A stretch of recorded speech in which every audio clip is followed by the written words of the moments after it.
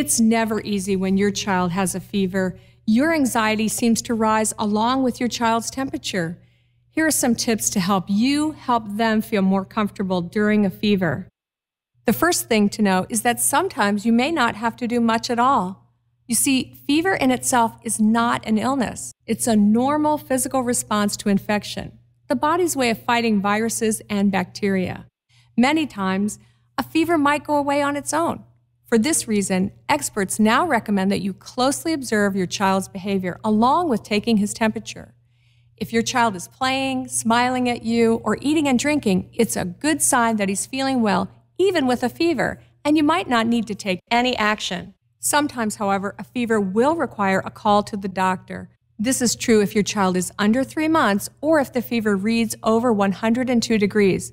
You might also want to call if you're concerned that your child is not acting like himself. Regardless of whether you call your doctor, every parent wants to make their child with a fever comfortable. You can start by giving him plenty of fluids. Frequent, small sips are best. Next, you can keep your child's room comfortably cool. And a sponge bath in lukewarm water can help lower his temperature. If you do give your child a bath, keep an eye out for any shivering, and if you see that, then take him out of the bath right away. You can also give your child infants or children's Tylenol, the brand of medicine pediatricians recommend most for fever. A fever is never fun for children, but now you have some extra tips to make them feel better. This health tip is brought to you by the makers of Children's Tylenol.